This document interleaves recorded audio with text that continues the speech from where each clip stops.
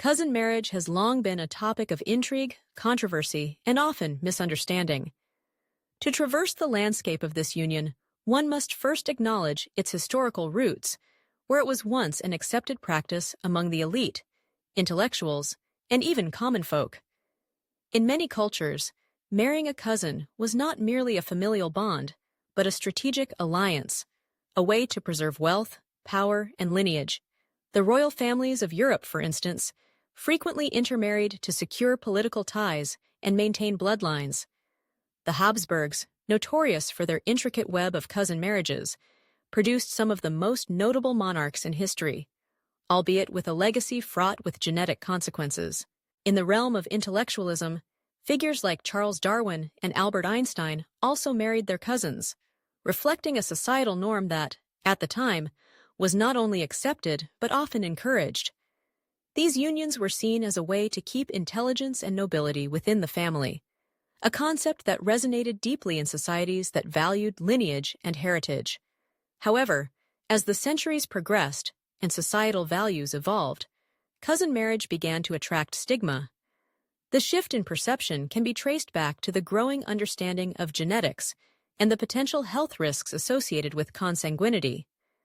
Concerns about genetic disorders and inherited diseases became prevalent, leading to a widespread belief that cousin marriages were inherently problematic. Yet, the genetic concerns surrounding cousin marriage are often exaggerated.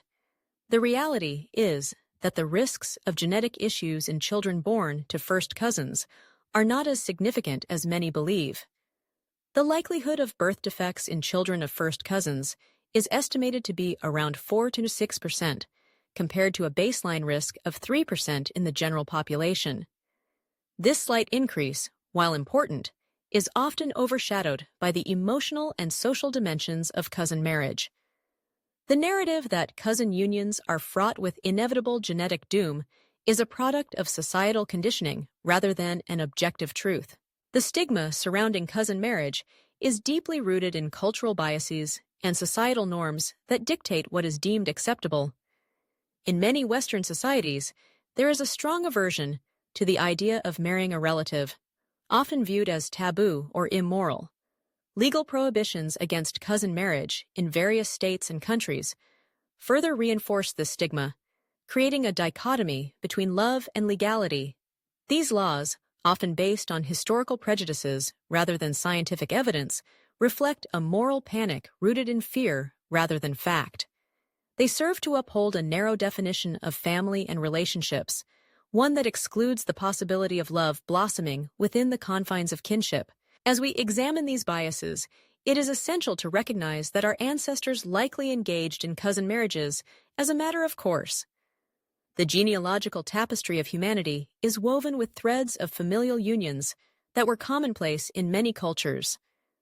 To dismiss cousin marriage outright is to disregard the historical context that shaped our ancestors' decisions. It invites a reflection on the fluidity of societal norms and the ever-changing definitions of love and family. The conversation surrounding cousin marriage often lacks nuance, overshadowed by sensationalist narratives that ignore the complexities of human relationships. It is crucial to foster open discussions about love that challenge these societal norms. Love, in its many forms, should not be confined by rigid definitions or legal constraints. By advocating for a reconsideration of the taboo surrounding cousin marriage, we can create a more inclusive dialogue that acknowledges the diverse ways in which people connect and build families. Moreover, it is essential to consider the emotional and psychological dimensions of cousin marriage. For many, marrying a cousin can provide a sense of familiarity and shared history that is difficult to replicate in relationships formed outside the family. The bonds forged through shared experiences and cultural backgrounds can create a unique foundation for love and partnership. In a world that often feels increasingly disconnected, the idea of finding love within one's family can be both comforting and profound. Challenging the stigma surrounding cousin marriage also involves confronting the moral implications of legal prohibitions. Laws that ban cousin marriages often reflect a lack of understanding and an unwillingness to adapt to new knowledge about genetics and relationships. They perpetuate a cycle of shame and secrecy, forcing individuals to hide their feelings and connections.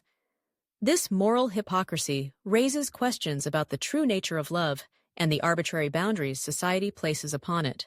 As we move forward, it is vital to advocate for a society that embraces open dialogue about love, relationships, and family structures. By dismantling the stigma surrounding cousin marriage, we can pave the way for a more accepting and understanding world. It is essential to recognize that love knows no bounds, and the connections we forge, whether through blood or choice, deserve respect and validation. In conclusion, cousin marriage is a topic steeped in history, cultural bias, and societal conditioning. While concerns about genetics are valid, they are often exaggerated and overshadowed by the emotional and social dimensions of these unions. By revisiting the historical acceptance of cousin marriage and acknowledging the biases that shape our perceptions, we can foster a more inclusive dialogue that challenges societal norms. Love is a complex and multifaceted experience, and it is time we reconsider the taboos that surround cousin marriage, advocating for a world where love, in all its forms, is celebrated rather than shunned.